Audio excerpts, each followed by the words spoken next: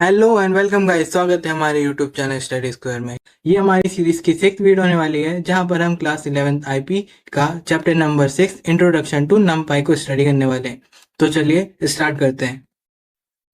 जैसे कि आप देख सकते हैं नमपाई, तो बेसिकली एक क्वेश्चन आता है कि नमपाई होता क्या है, ये नमपाई आखिरकार है क्या और इसको हम यूज क्यों करते हैं।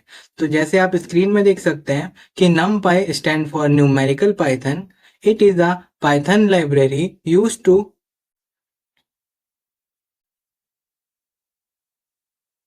work with numbers and arrays. NumPy is useful in data science, machine learning, and mathematical computing. It makes working with big sets of data easier and faster. हाँ जी, मैं इन शॉर्ट आपको बता देता हूँ कि NumPy बेसिकली एक Python की library है जो कि डेटास को हैंडल करने के लिए यूज होता है, और वो भी कौन से डेटा, न्यूमेरिकल डेटा जैसे नंबर्स और एरेज हो गए। तो NumPy हम बेसिकली इन सबको मैनेज करने के लिए, इन सबसे हम कोई फंक्शन परफॉर्म करने के लिए यूज करते हैं। और ये कहाँ कहाँ यूज होते हैं, data science, machine learning and mathematical computing में, जहाँ पर हमारे पास बड़ी डेटा आ जाती है। तब ये NumPy के यूज से हम उस डेटा को इजीली और फास्टली मैनेज कर पाते हैं। इसको हम कैसे मैनेज करते हैं, इसको हम आगे आने वाले पोर्शन में कवर करेंगे। तो आप इस वीडियो को अच्छे से विद फुल कंसंट्रेशन देखिए, और जहाँ पे समझ ना आए आप पॉज करके उसको रिपीट में देखिए, जिससे आपको ये क्लैरिटी मिलेगी कि NumPy वर्क कैसे करता है, क्योंकि ये बहुत इंपॉर्टेंट टॉपिक है आपकी क्लास 11th के लिए। देन नेक्स्ट आता है वाई यूज NumPy। बेसिकली जो NumPy हम यूज करते हैं वो क्या करता है, फास्टर कैलकुलेशंस करता है और डेटा को एफिशिएंटली स्टोर करता है हमारी मेमोरी में। मैथमेटिकल एंड स्टैटिस्टिकल परफॉर्मेंस करता है, मतलब ऑपरेशंस को इजीली कर लेता है। और इसके लिए बेसिकली ये पांडास, स्क्रिप्ट पाई जैसे बेस लाइब्रेरीज का इस्तेमाल करता है। तो इन शॉर्ट अगर कहें, NumPy डेटा मैनेज करने के लिए, ऊपर से कौन से डेटा, न्यूमेरिक डेटा को मैनेज करने के लिए बहुत ही अच्छा टूल माना जाता है। इसीलिए हम NumPy को वास्ट लेवल में यूज भी करते हैं डेटा में एनालिसिस में। अब नेक्स्ट आता है हमारा क्वेश्चन कि अब इसको इंस्टॉल कैसे करें हमारे कंप्यूटर सिस्टम में। तो बेसिकली इसको इंस्टॉल करने के लिए हमको क्या करना पड़ता है, CMD में पिप इंस्टॉल NumPy लिखो, देन वो इंस्टॉल होगा, और फिर पाइथन के अंदर जो आपकी आइडियली होगी उसके अंदर उसको इंपोर्ट कर लो। इसको मैं प्रैक्टिकली करके दिखा देता हूँ। हम बेसिकली CMD ओपन करेंगे और यहाँ पर लिखेंगे पिप इंस्टॉल NumPy। अब जैसे कि मैंने ऑलरेडी डाउनलोड करके रखा है, तो आप यहाँ पर देख सकते हो रिक्वायरमेंट ऑलरेडी सेटिस्फाइड, मतलब मैंने डाउनलोड करके रख दिया है पहले से, इसलिए ये दिखा रहा है। अगर आपके पीसी में डाउनलोडेड नहीं है तो वो डाउनलोड हो जाएगा अपने आप। एंड देन इसके बाद हम क्या करेंगे, अपने पाइथन आइडियली में इसको इंपोर्ट करेंगे। उसके लिए मैं पाइथन आइडियली खोल लेता हूँ। आप देख सकते हैं ये मैंने यहाँ पर ओपन कर लिया। अब यहाँ पर मैं क्या करूँगा, import NumPy S NP. NP इसका शॉर्टर वर्जन है, जैसे एंटर करूंगा ये इंपोर्ट हो जाएगा। ये देखिए हो गया। अब इसके अंदर आप कोई भी NumPy का कोड इस्तेमाल करो, ये उस पर वर्क करके दे देगा। अगर विदाउट इंपोर्ट करके आप यूज कर रहे हो कोई NumPy की स्टेटमेंट, तब ये एरर शो करता है। अब एक चीज क्लियर कर लेते हैं कि पाइथन लिस्ट और NumPy एरे में डिफरेंस क्या होता है। तो पहला डिफरेंस क्या होता है, जो हमारी पाइथन लिस्ट होती है वो बेसिकली स्लोअर होती है, लेकिन NumPy का जो एरे होता है वो मच फास्टर होता है। And data types Python list में हम अलग अलग कर सकते हैं, मल्टी टाइप के रख सकते हैं, लेकिन NumPy में हम सेम टाइप के करते हैं। और पाइथन में हम लूप्स का इस्तेमाल कर सकते हैं कोई भी ऑपरेशन करने के लिए, लेकिन NumPy में हम डायरेक्टली नहीं कर सकते। और पाइथन लिस्ट ज़्यादा स्पेस ऑक्यूपाई करता है, क्योंकि उसमें स्पेसिफाई नहीं रहता कि आप कौन सा डेटा टाइप इंक्लूड कर रहे हो। लेकिन NumPy में सारे डेटा टाइप सेम होते हैं, तो हमको पता रहता है कितना डेटा ये ऑक्यूपाई करेगा, और ये बेसिकली लेस होता है, जैसे कि आप यहाँ पर भी देख सकते हो। फिर आप देखते हैं इसको क्रिएट कैसे करते हैं। लिस्ट तो हमने पहले ही बना के देख लिया है, तो बेसिकली इस सेशन में हम एरेस से डील करेंगे। तो बेसिकली यहाँ पर आप देख सकते हो कि एक एरे को क्रिएट कैसे करते हैं। तो हम इसके लिए क्या यूज करते हैं, np.array first bracket and then उसके अंदर हमारे डेटास को। यहाँ पर आप देख सकते हो पहले हमने इंपोर्ट किया हमारे NumPy को, उसके बाद एक ARR का एरे बनाया, मतलब एक बेसिकली ये एक आइडेंटिफायर है। उसके अंदर हमने एक एरे क्रिएट किया 1 2 3 से, और इसको हम डायरेक्टली नॉर्मली नहीं लिखते इसको, हम स्क्वायर ब्रैकेट के अंदर लिखते हैं। अगर हम स्क्वायर ब्रैकेट के बाहर लिखते हैं तो वो एरर शो करता है, वो इनवैलिड माना जाता है। मैं इसको एक बार करके भी दिखा देता हूँ।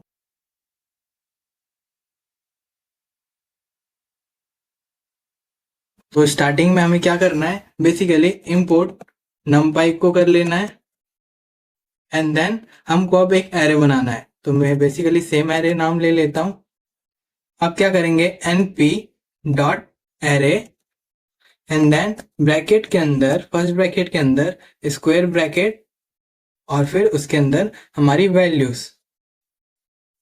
अब जैसे ही एंटर करेंगे हमारा एरे क्रिएट होके आ जाएगा। अब जैसे ही AR करके हम उसको रिट्रीव करना चाहेंगे, ये देखिए ये प्रिंट करके दे देता है, हमारा एरे क्रिएट होके आ गया। अब ये तो हो गई सिंगल डायमेंशन, मतलब इसके पास बस एक ही डायमेंशन है। तो जरूरी नहीं है हमारे पास एक ही तरीके के एरेज हो। आप यहाँ पर देख सकते हैं हमारे पास मल्टी डायमेंशनल एरेज होते हैं। फर्स्ट होता है 1D एरे, देन होता है 2D एरे, एंड देन होता है मल्टी डायमेंशनल एरे। अब इसको और डिटेल में देख लेते हैं। जैसे कि आप यहाँ पर देख सकते हो, अगर हमारे पास 1D एरे है तो आप उसको ऐसे रिप्रेजेंट करोगे, करेक्ट है, जैसे कि मैंने अभी करके दिखाया। और अगर हमारे पास 2D एरे है तो आप क्या करोगे, एरे के अंदर दो एरे क्रिएट करोगे, जिससे इसको पता चलेगा ये 2D एरे है। तो ये फिर कुछ मैट्रिक्स जैसे आपको बना के दे देगा। इसको एक बार हम करके देख लेते हैं कि हम 2D एरे को कैसे क्रिएट कर सकते हैं। तो बेसिकली इसका सिंपल सा ही सिंटैक्स है। हम क्या करेंगे, एरे 2 ले लेते हैं इस बार, इक्वल्स टू np, सेम हमारा कमांड होगा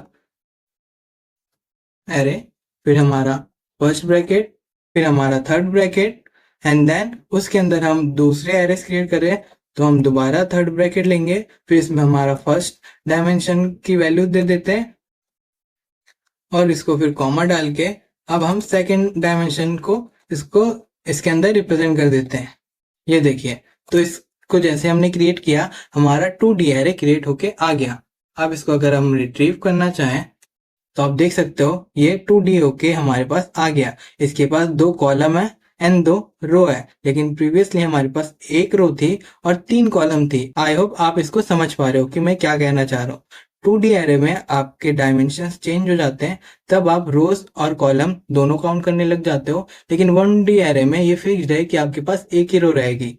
अब ज़रूरी नहीं है हम 2D एरे ही बनाएं, हम 3D एरे भी बना सकते हैं। उसके लिए हम बेसिकली यहाँ पर एक डायमेंशन और जोड़ देते हैं, मतलब एक रो और जोड़ देंगे, तो उसमें फिर नीचे एक रो और ऐड हो जाएगी। अब इसके कुछ प्रॉपर्टीज होते हैं, जैसे कि आप देख सकते हो डॉट एंड DIM से हम उसकी डायमेंशन फाइंड कर सकते हैं। डॉट शेप से हम उसके शेप मतलब रोज एंड कॉलम्स के बारे में जान सकते हैं। डॉट साइज से हम टोटल नंबर ऑफ एलिमेंट को काउंट कर सकते हैं। और डॉट D टाइप से हम उसके डेटा टाइप को निकाल सकते हैं। इसके एग्जांपल्स को आप देखिए, यहाँ पे इसके एग्जांपल्स हैं। पहले हम डॉट NDIM को देख लेते हैं, जिससे हम डायमेंशंस निकाल सकते हैं, मतलब कितने मतलब नंबर ऑफ डायमेंशंस प्रेजेंट है हमारे एरे में। जिसके लिए बेसिकली हमने ए नाम का पहले एक एरे बनाया, जिसके लिए आप देख सकते हो ये बेसिकली 2D एरे है। यहाँ पर दो रोज अवेलेबल है और 3 कॉलम्स अवेलेबल है। तो जैसे ही हमने क्या करा, प्रिंट एरे किया, तो ये आपको प्रिंट कर देगा। बेसिकली जो आउटपुट आता है नॉर्मल वही आउटपुट आएगा, लेकिन जब आप ए डॉट NDIM लिखोगे तब उसका डायमेंशन आ जाएगा। इसको एक बार हम प्रैक्टिकली देख लेते हैं। मैं इसी एरो को कंसिडर कर लेता हूँ। मैं प्रिंट करूंगा हमारे बेसिकली एरे के डायमेंशन को। तो हमारे एरे का नाम था ARR2, फिर NDIM।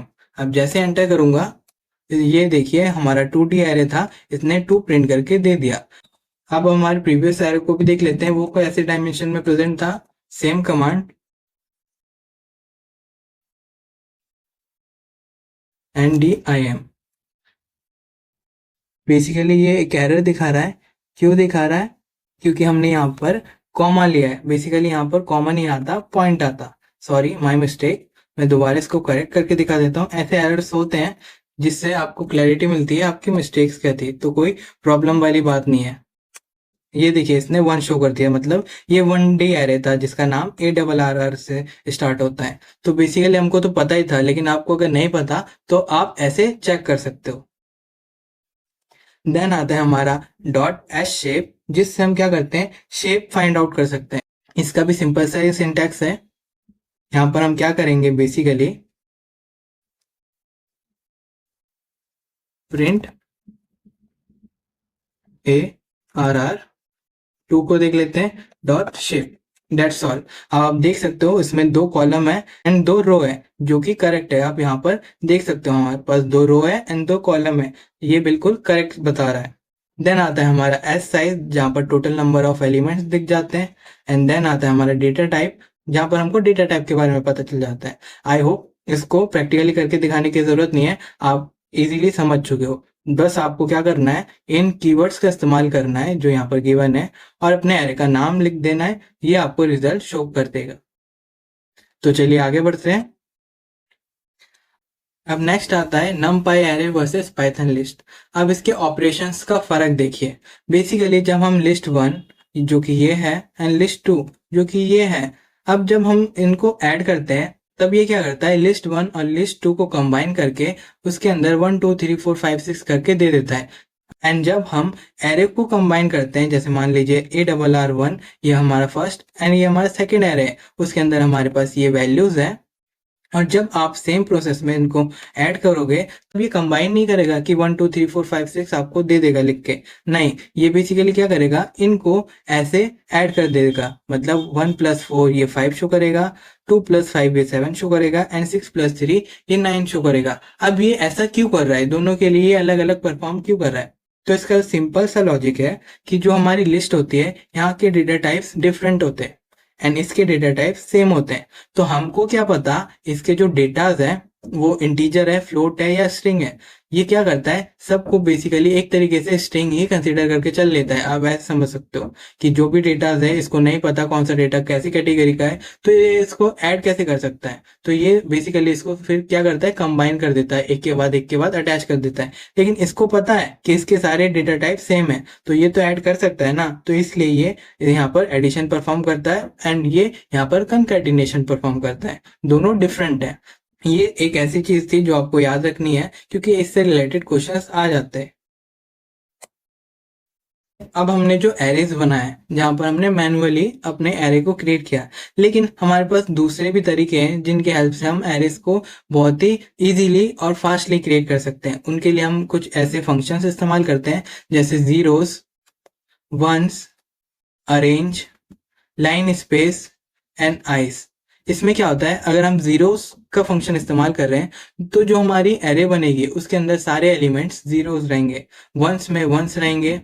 अरेंज में क्या होता है कि number from 0 to 8 step of 2, मतलब 0 से लेके 10 तक के बीच में दो दो के गैप में आपको नंबर्स मिल जाने हैं, मतलब इवन नंबर्स आ जाने हैं बेसिकली। और लाइन स्पेस में क्या होता है, 5 इक्वली स्पेस्ड बिटवीन 0 and 1, मतलब 5 जो है हमारा नंबर वो 0 और 1 के बीच में इक्वली स्पेस में पुट हो जाता है। इस और आई में हम देख सकते हैं यहाँ पर क्या होता है, 3 × 3 identity matrix diagonal equals to 1, मतलब 3 × 3 का मतलब 3 रोज 3 कॉलम का एक मैट्रिक्स बनेगा और उसका डायगोनल जो होगा उसकी वैल्यू होगी 1। जब हम आई का इस्तेमाल करते हैं, EYE जो हमारा एरे का फंक्शन है, इसके एग्जांपल्स भी देख लेते हैं जिससे आपको थोड़ी और बेटर अंडरस्टैंडिंग मिलेगी। आप यहाँ पर देखिए, फर्स्ट हम जीरो की बात कर लेते हैं। जैसे ही हम जीरोस वाले फंक्शंस को इस्तेमाल करते हैं, फिर हम उसके अंदर रो और कॉलम स्पेसिफाई करते हैं। मतलब यहाँ पर हमारे को 2 रो चाहिए और 3 कॉलम चाहिए, तो ये क्या करेगा, 2 रो और 3 कॉलम का एक एरे बनाएगा और उसके अंदर सारे ही एरे की वैल्यू क्या होगी, 0। ये एक fast way creating of array है, जिसको एक बार हम चलो एक बार करके देख लेते हैं। हम यहाँ क्या करेंगे, एक 0 नाम का एरे बनाएंगे, जहां पर np.array लिखने की जगह हम क्या लिखेंगे, जीरोस, एंड फिर अपने रोज और कॉलम को ब्रैकेट के अंदर स्पेसिफाई कर देते हैं। तो ये क्या करेगा, इतने ही रोज और कॉलम्स का एक एरे बनाएगा जिनकी वैल्यूज होगी 0, जैसे कि मैंने अभी अभी बताया। तो इसको एक बार देख लेते हैं, इसकी वैल्यू क्या है।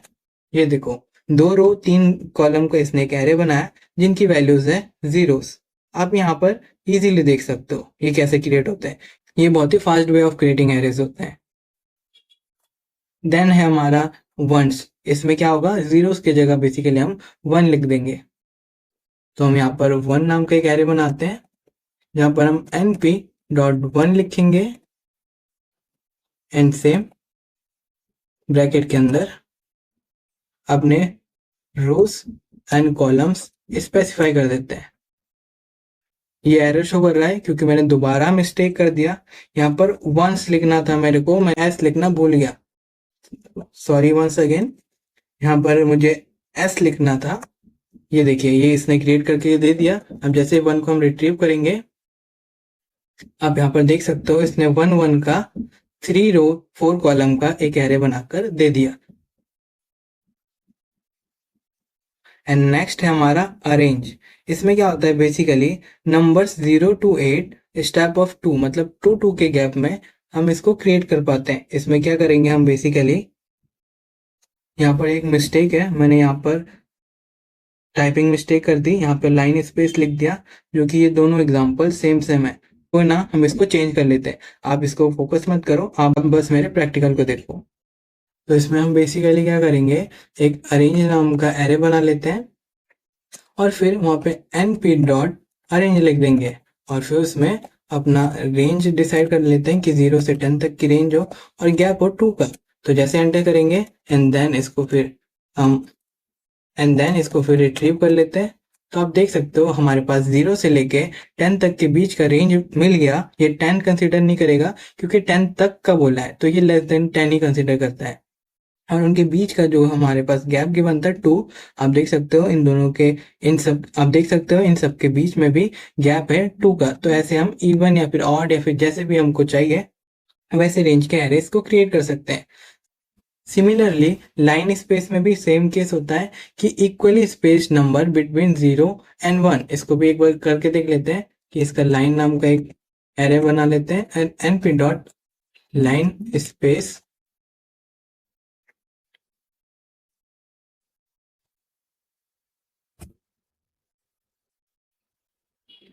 एंड देन उन नंबर्स को लिख देते हैं जिनके बीच में हमको नंबर चाहिए। जैसे 1 और 9 के बीच में हमको कौन सा नंबर चाहिए, 5।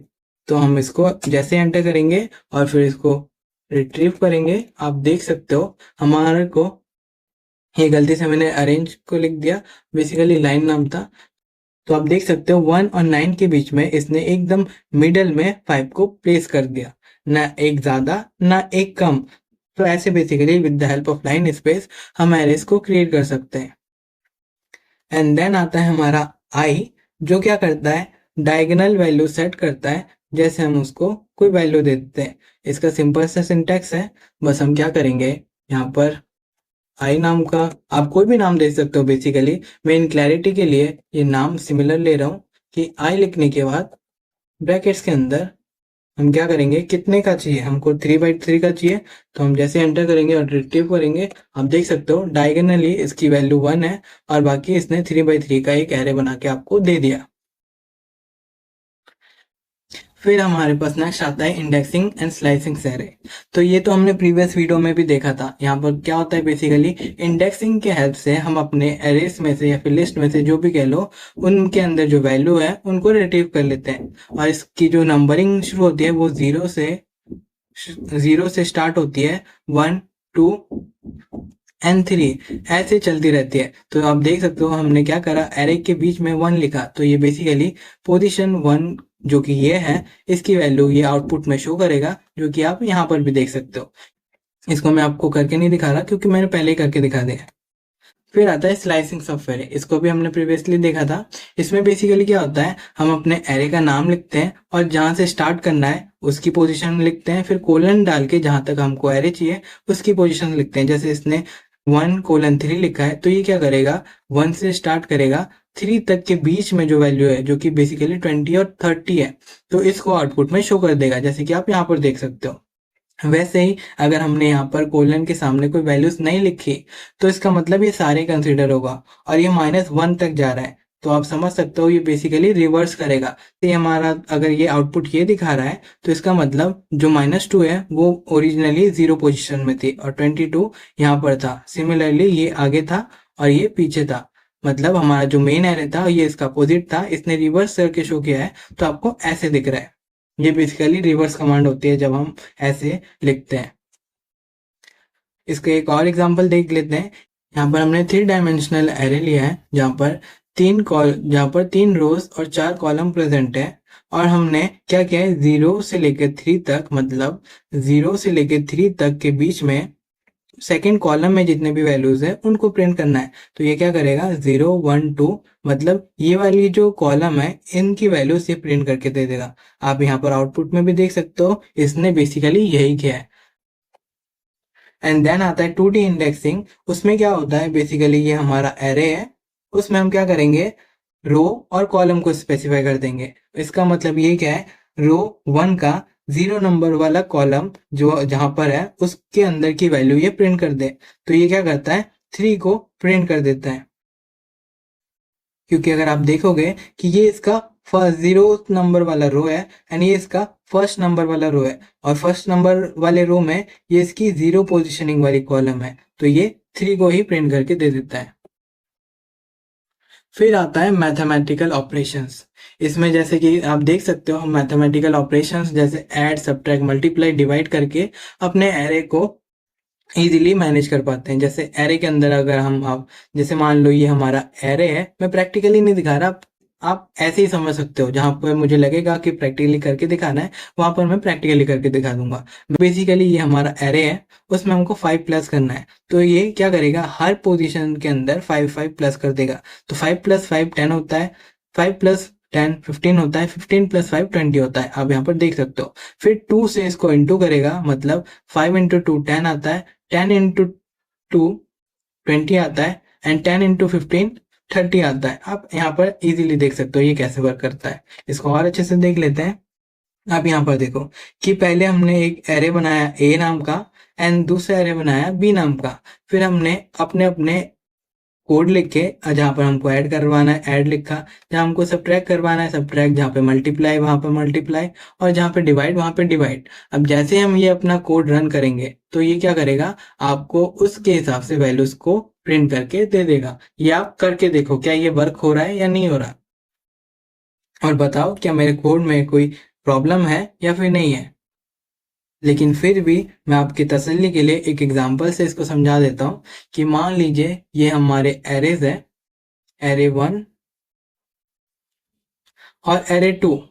जब हम एरे 1 और एरे 2 को प्लस करेंगे ऐसे, तो ये कुछ ऐसे आउटपुट देगा। जैसे 3 प्लस 10 को इसने 13 दे दिया यहाँ पर, और फिर 20 प्लस 6 को इसने ऐड करके 26 दे दिया, एंड सो ऑन। फिर अगर हम दूसरा देखें सब्ट्रैक्शन, अगर यहाँ पर देखो हमने एक एरे को दूसरे से सब्ट्रैक्ट किया, तो आप देख सकते हो हम पहले कौन सा एरे ले रहे हैं, एरे 1 को। तो यहाँ पर पहले 3 आ रहा है, और 3 में से अगर हम 10 सब्ट्रैक्ट करेंगे तो बेसिकली -7 आएगा। तो आप देख सकते हो यहाँ पर -7 लिख के आ गया। सिमिलरली ये वैल्यूज काउंट हुए एंड सो ऑन, ये भी वैल्यूज ऐसे ही निकले। तो आई होप आपको इसमें कोई डाउट नहीं है कि ये कैसे वर्क कर रहा है। मॉड्यूलो बेसिकली जो रिमाइंडर बचता है उसकी वैल्यू शो करता है। अब ट्रांसपोज ऑफ एरे क्या होता है, basically transpose switches the rows to column and column to row. मतलब जो हमारा रो है, मान लो ये हमारे रो जो है इनको ये बेसिकली कॉलम में चेंज कर देगा, और जो ये हमारे कॉलम है ये बेसिकली रोज में चेंज हो जाएंगे। आप यहाँ पर देख सकते हो ये कॉलम को हमने रोज में चेंज कर दिया और ये रो को हमने कॉलम में चेंज कर दिया, ऐसे। इसका मतलब होता है ट्रांसपोज, मतलब उसकी पोजिशंस को चेंज कर देना। ये आपके मैथमेटिक्स में भी है आई गेस, जहाँ पर ट्रांसपोज निकालना होता है कोई भी मैट्रिक्स का। ये बेसिकली मैट्रिक्स ही तो है, अगर आप इसको देखोगे मैट्रिक्स के पॉइंट ऑफ व्यू से तो आपको ये मैट्रिक्स ही लगेगा।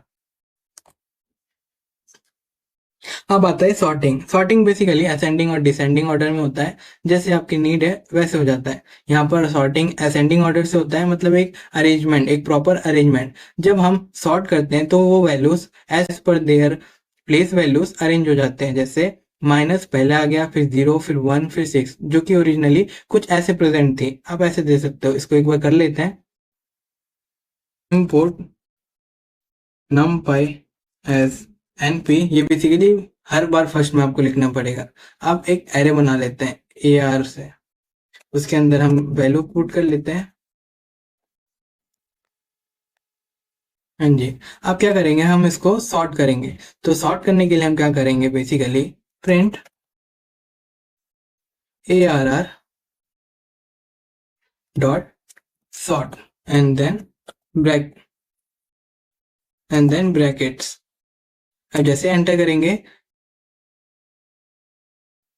ये नन दिखा रहा है, लेकिन आप देख सकते हो दोबारा जब हमने एरे को कॉल किया, आप देखोगे यहाँ पर जो हमारी वैल्यू है वो सॉर्ट होके आ गई। अब इसके एक्सेस में भी हम चेंज कर सकते हैं कि एक्स एक्सिस में अगर आप कि कॉलम वाइज आपको सॉर्ट करना है या रो वाइज आपको सॉर्ट करना है। अगर कॉलम वाइज सॉर्ट करना है तो आप एक्सिस इजिकल टू 0 करो, और अगर रो वाइज सॉर्ट करना है तो एक्सिस इजिकल टू 1 करो। इसमें क्या करेंगे, पहले हम इंपोर्ट numpy कर लेंगे एज np, देन एक एरे बना लेते हैं जिसका नाम ARR होगा, np dot array brackets and third bracket के अंदर हमारी वैल्यूज। हाँ जी। अब क्या करेंगे, इसको सॉर्ट करेंगे with the help of axis. तो आप एक्सेस लिखोगे बीच में, एंड अगर आपको रो करना है तो आप 1 लिखोगे, और कॉलम करना है तो आप 0 लिखोगे, जैसे आप यहाँ पर देख सकते हो। तो बेसिकली मेरे को अगर रो वाइज करना है तो मैं यहाँ पर 1 लिखूंगा, लेकिन ये क्या करेगा, शो करेगा एक एरर, क्योंकि ये क्या है, बेसिकली 1D एरे। और ये जो सॉर्टिंग है with the help of axis, ये बेसिकली 2D एरे में वर्क कर रहा है। आप यहाँ पर देख सकते हो axis is out of the bound for array of 1 dimension, लेकिन अगर यहाँ पर आप 2D एरे बनाते and then sort with the help of axis करते तो इजिली ये हो जाता। अब आता है कनकैटिनेशन। कनकैटिनेशन बेसिकली इनको आपस में जोड़ना, विद नॉट एडिंग, बस जोड़ना, एक ग्रुप में बना देना, जो कि हमने पहले भी देखा है। इसके लिए हम कनकैटिनेट कीवर्ड का इस्तेमाल करते हैं। आप यहाँ पर देखो np डॉट कनकैटिनेट का इस्तेमाल करेंगे, देन ब्रैकेट के अंदर हमारे एरेस का नाम लिखेंगे, और जिस हिसाब से जोड़ना है उसके एक्सिस का नाम लिख देंगे। इसको एक बार करके देख लेते हैं। तो इसके लिए हम क्या करेंगे, फर्स्ट अपने आइडियली में हम इंपोर्ट करेंगे हमारे numpy को एज np। ये हो गया इंपोर्ट। अब हम क्या करेंगे, एक एरे बना लेते हैं ए नाम से, फिर उसकी वैल्यू असाइन कर देते हैं np डॉट एरे, एंड इसको हम 2D एरे बनाएंगे। मैं दोबारा बोल देता हूँ, ब्रैकेट्स का खास ध्यान रखिए, क्योंकि अगर ब्रैकेट्स सही से नहीं करोगे तो ये एरर शो करेगा।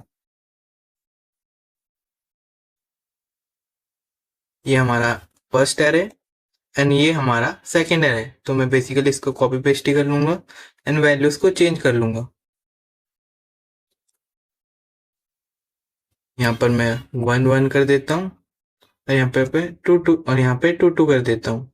सेम यहाँ पे 3 3, एंड यहाँ पर 4 4, क्योंकि मुझे ज्यादा टाइप नहीं करना फिलहाल के लिए। तो जैसे ही एंटर किया हमारे 2 एरे बन गए। अब क्या करेंगे, इसको कनकैटिनेट। तो np डॉट कनकैटिनेट, किन किन को करना है, उनको ब्रैकेट्स में लिखना है। हमको कौन कौन से चाहिए, ए एंड बी। अब इन ए और बी को कौन से एक्सेस में हमें करना है वो भी हम यहाँ पे पुट कर सकते हैं। जैसे एक्सेस इजिकल टू 0 दिया एंड इसको एंटर किया, तो इसने रो वाइज इसको कनकैटिनेट कर दिया, मतलब नीचे रो में ऐड कर दिया। लेकिन वहीं पे अगर हम इसको एक्सेस इजिकल टू 1 करते यहाँ पर, तो आप देख सकते हैं ये फिर कॉलम वाइज इसको जोड़ देता है। तो ये होता है एक्सेस का यूज, जो हमने शॉर्ट में नहीं देखा क्योंकि हमने तब 1D एरे का इस्तेमाल किया था। लेकिन आप यहाँ पर देख सकते हैं कि एक्सेस का क्या यूज होता है, कि हम किस बेसिस पे, हमारे कॉलम के बेसिस पे या फिर हम हमारे रोज के बेसिस पे हम ऐड करना चाह रहे हैं, या फिर कोई भी ऑपरेशन परफॉर्म करना चाह रहे हैं, तो वो कैसे होता है। तो चलिए आगे बढ़ते हैं। अब आता है रीशेपिंग। रीशेपिंग बेसिकली क्या करता है, आपका कोई भी रैंडम एरे हो, जैसे आप यहाँ पर देख सकते हो ये हमारा 1D एरे है जो कि हमने अरेंज कीवर्ड का इस्तेमाल करके बनाया है। तो इसको अगर हमको रीशेप करना है, मतलब इसको हमको स्ट्रक्चर प्रोवाइड करना है, तो हम डॉट रीशेप लिखने के बाद उसमें रोज एंड कॉलम्स को स्पेसिफाई कर देंगे। तो ये जो हमारा डेटा है उसको उस वे में ये कन्वर्ट कर देगा। तो आप यहाँ पर देख सकते हो फिलहाल यहाँ पर हमारे पास एक ही रो है, लेकिन ये जैसे हमने 3 रो की रिक्वायरमेंट लिखी, तो ये 3 अलग अलग रो में 4 कॉलम के साथ इसको डिवाइड करके आपको दे देता है। इसको करने के लिए सेम आप क्या करोगे, पहले एक एरे बना लो। यहाँ पर मैं एक एरे बना लेता हूँ सेम कमांड का इस्तेमाल करके, np.arrange, एंड इसका रेंज दे देता हूँ मैं, छोटा ही रेंज दूंगा यहाँ पर 1 से 6 तक का। तो आप जैसे ही अरेंज को देखना चाहोगे तो आप देख सकते हो 1 2 3 4 एंड 5 हमारे पास वैल्यूज आ गई। 6 कंसीडर नहीं होगी क्योंकि 6 तक का बोला है। अब इसको रिशेप करना है तो आप यहाँ पर रिशेप कर सकते हो। इसके लिए हम क्या करेंगे, अपने एरे का नाम dot reshape and rows and column, तो मैं यहाँ पर 2 रोज एंड 3 कॉलम दे देता हूँ। ये एरर इसलिए दिखा रहा है क्योंकि हमारी जो वैल्यू है वो इनवैलिड है। यहाँ पर एक और डिजिट हमको चाहिए होगा, तो इसके लिए मुझे क्या करना पड़ेगा, एक और डिजिट को इसमें, मतलब एक और एलिमेंट को इसमें ऐड करना पड़ेगा, तब ये 2/3 में कन्वर्ट हो पाएगा। तो इसको मैं करके दिखा देता हूँ आपको।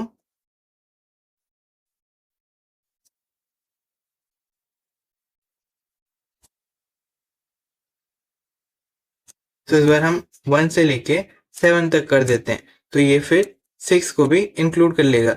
अब इसको हम रीशेप कर लेते हैं।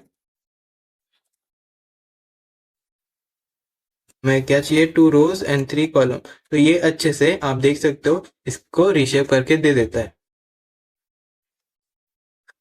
फिर आता है हमारा स्प्लिटिंग ऑफ एरे, जहां पर हम अपने एरे को अपने हिसाब से स्प्लिट कर सकते हैं, कॉलम वाइज, रोज वाइज, अपने सेक्शन वाइज। इसको आप एग्जांपल से समझ सकते हैं कि देखिए हमारे पास एक एरे है जो कि यहाँ पर गिवन है, आप यहाँ पर देख सकते हो 4x4 का एक एरे है हमारे पास, नहीं 5x4 का हमारे पास एक एरे है, जिसके अंदर अगर हम ये वाला स्टेटमेंट लिखेंगे जहां पर फर्स्ट सेकंड थर्ड 3 सेक्शन बनाए एंड उसको हमारे एरे को स्प्लिट कर दें 1 से 3 तक, तो ये क्या करेगा, फर्स्ट एरे में हमारा फर्स्ट जो रो है उसकी वैल्यू सेव कर देगा, सेकंड एरे में हमारे 2 रोज की वैल्यू सेव कर देगा, एंड थर्ड एरे में हमारे नेक्स्ट 2 रोज की वैल्यू सेव कर देगा, जिससे जो हमारा एक एरे था वो 3 स्मॉलर मतलब सब एरेज में डिवाइड होके बन जाएगा। अब ये तो हो गया था बाय डिफॉल्ट रो वाइज, लेकिन अगर आपको कॉलम वाइज चाहिए तो आप एक्सेस इक्वल टू 1 लिखोगे, तो आप देख सकते हो ये जो हमारा कॉलम था वो अलग वे में ये डिवाइड हो गया है। पहले ही इसने ऐसे डिवाइड किया था, लेकिन अब ये ऐसे डिवाइड कर रहा है। देख सकते हो ये हमारा फर्स्ट कॉलम फर्स्ट रो में कन्वर्ट हो गया, मतलब फर्स्ट एरे के रो में कन्वर्ट हो गया, एंड सेकेंड एरे में आप देख सकते हो ये बेसिकली हमारा सेकेंड कॉलम था जो कि अभी रो में कन्वर्ट हो चुका है। ये होते हैं splitting by rows and columns. अब एक और चीज, first half and second half, ये बेसिकली हमारे एरे को इक्वल पोर्शन में डिवाइड करने के लिए इस्तेमाल होते हैं। फर्स्ट हाफ और सेकेंड हाफ इक्वली स्प्लिट होता है, जैसे यहाँ पर देख सकते हो हमारा एरे जो है वो इक्वली स्प्लिट हुआ है। तो ये होते हैं कुछ टाइप्स ऑफ स्प्लिटिंग जिसको आप इस्तेमाल करके अपने एरे को अपने हिसाब से कन्वर्ट कर सकते हो। अब इस पे स्टैटिस्टिकल्स कुछ फंक्शंस अप्लाई करते हैं। फॉर एग्जाम्पल, जैसे कि मैंने पहले ही बोला था कि प्रीवियस वीडियो में, प्रीवियस चैप्टर में जब हम डेटा से रिलेटेड पढ़ रहे थे, कि हमको फॉर्मूलाज लर्न करने की कोई रिक्वायरमेंट नहीं है। हम बस क्या करते हैं, फंक्शंस अप्लाई करते हैं एंड फिर वो अपना रिजल्ट आपको शो कर देता है। जैसे मीन मीडियन मोड के देख लो, यहाँ पर मीन और मीडियन हमने लिखा, अपने एरे का नाम लिखा, इसने वैल्यूज को एनालाइज करके रिजल्ट यहाँ पर शो कर दिया। मतलब यहाँ पर हमको फॉर्मूला लर्न करने की तो रिक्वायरमेंट ही नहीं है, जो मैंने पहले कहा था।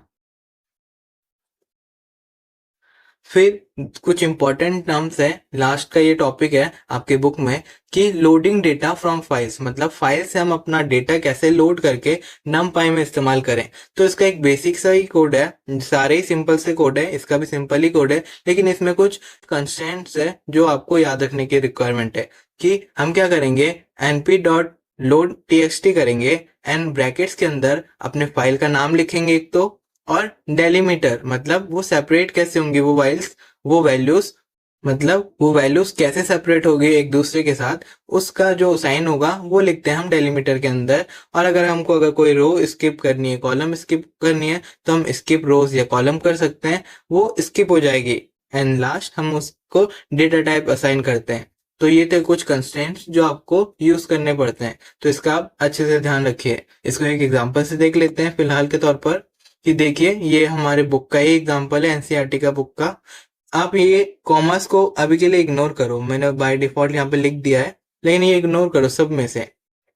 तो ये है हमारा टेबल जो CSV फाइल में हमने सेव करके रखा था। अब जब हमको इस फाइल का यूज करना है तो हम क्या करेंगे, अपने numpy में एक एरे बना लेंगे और उस एरे में पहले इसको स्टोर करेंगे। उसके लिए हम क्या करेंगे, np.txt करेंगे, देन ब्रैकेट्स के अंदर अपने फाइल का नाम मतलब उसका location with name and proper address. फिर अगर आपको रो नहीं चाहिए तो आप स्किप कर सकते हो, मतलब ये जो रो है इसके हिसाब से स्किप कर देगा। ये बस इतना ही पोर्शन कवर करना चाह रहा है। फिर आता है हमारा डेलीमीटर। जैसे कि मैंने बोला कि डेलीमीटर के हेल्प से हम अपने वैल्यूज को कैसे सेपरेट करेंगे वो डिफाइन करते हैं। लास्ट आता है हमारा डेटा टाइप, मतलब इस डेटा का टाइप क्या होगा। तो जैसे ही हम हिट एंटर करते हैं ये कोड रन हो जाता है एंड देन जब हम इसका आउटपुट मांगते हैं तो ये कुछ इस तरीके से आउटपुट आपको शो कर देगा। जो डेटा होंगे हमारे फाइल में वो रिट्रीव करके इस एरे में वो क्या करेगा, सेव कर देगा। लेकिन मान लीजिए यहाँ पर जो डेटा 23 लिखा है ये मान लो एब्सेंट है या फिर मान लो करप्ट हो गया, ये एक्सेसिबल नहीं है, तब क्या होगा, तब ये जो फंक्शन है एक एरर प्रोड्यूस करेगा। तो इस एरर से कैसे डील करें, तो इसके लिए हम क्या करते हैं, जैन फ्रॉम txt कमांड का इस्तेमाल करते हैं, जिसमें क्या होता है अगर आपके पास कोई इनवैलिड इनपुट है वहां पर वो nan लिख देता है, मतलब नॉट अ नंबर। इसका आप सिंटैक्स देख सकते हो, सेम ही सिंटैक्स है, लेकिन यहाँ पर बस हम np.gen from text करते हैं एंड ब्रैकेट में वही सारी वैल्यूज को लिख देते हैं। इसका भी एक प्रैक्टिकल एग्जांपल देख लेते हैं। ये हमारा बुक का ही एग्जांपल है। बस यहाँ पर आप देखोगे यहाँ पर वैल्यू नहीं है और यहाँ पर इनवैलिड वैल्यू है, ये इंटीजर वैल्यू तो नहीं है। लेकिन जब हम इसको रिट्रीव करेंगे मतलब अपने एरे में स्टोर करेंगे, हमारा कमांड सेम वही कमांड आएगा। यहाँ पर आप यहाँ पर देख सकते हो, लेकिन यहाँ पर इस बार ये कोई एरर शो नहीं करेगा। यहाँ पर वो क्या शो करेगा, जहाँ पर डेटा इनवैलिड है वहां पर nan लिख के दे देगा, मतलब not a number. Easily and smoothly ये वर्क करना स्टार्ट कर देगा। पहले थोड़ा इनवैलिड या फिर एरर शो कर देता, लेकिन ये एरर शो नहीं करता। तो इसके हेल्प से आप इजीली अपने डेटास को numpy के अंदर यूज कर सकते हैं। एंड देन लास्ट आता है हमारा आज का टॉपिक कि आप सेव कैसे करें। तो सेव के लिए भी हम क्या करते हैं, np.savetxt करेंगे एंड देन अपने आउटपुट का नाम लिखेंगे। यहाँ पर आप देख सकते हो आउटपुट का नाम एंड लोकेशन यहीं पे लिखते हैं एंड फिर डेलीमीटर मतलब वही कि इसको सेपरेट कैसे करें इसकी वैल्यूज के अंदर, और अपने फॉर्मेट स्पेसिफायर्स को लिखते हैं। फिर इसका जो फाइल है वो अपने आप सेव हो जाता है। तो आई होप इस वीडियो से आपको बहुत कुछ सीखने को मिला होगा। तो मैं आपको यही रिकमेंड करूंगा कि आप सीखने के साथ साथ प्रैक्टिकली करके भी देखो कि ये कोड रन हो रहे हैं या फिर नहीं हो रहे, क्योंकि जो कोडिंग का पोर्शन है वो टोटली प्रैक्टिकल बेस्ड होता है। आपको थ्योरी तो मिल गई लेकिन आपको प्रैक्टिकल भी करके देखना पड़ता है। तो मैं आपको यही रिकमेंड करूंगा कि आप इन सबको प्रैक्टिकली करके भी देखो, और जो चीज नहीं समझ में आई उसको स्किप मत करो, उसको दोबारा रिपीटेशन में देखते रहो, जिससे आपको क्लैरिटी मिलेगी। तो चलिए अब समरी देख लेते हैं। तो पहले हमने क्या करा, numpy के बारे में जाना, इसके यूजेस एंड इसकी पॉपुलैरिटी क्यों है, इन सबसे रिलेटेड टर्म्स को देखा। अब फिर एंड देन ये जाना कि numpy जो है वो फास्टर एंड इजियर है डेटा हैंडलिंग के लिए, और ये एक पाइथन की लाइब्रेरी है जो कि हेल्प करता है हमारे डाटाबेस मैनेजमेंट के लिए, जो कि हमारे डेटाबेस को हैंडल करने के लिए यूज होता है। numpy के अंदर हम बहुत सारे फंक्शंस अप्लाई करते हैं अपने डेटा से रिलेटेड, जैसे store, slice, analyse, etc। And last ये कह रहा है कि इसको और डिटेल में आप अगर स्टडी करना चाह रहे हो तो आप ये पांडास और मैटप्लॉट लाइब्रेरी का इस्तेमाल कर सकते हो, जिससे आपको और ज्यादा जानकारी मिलेगी। तो आज के लिए इतना ही, मिलते हैं नेक्स्ट वीडियो में।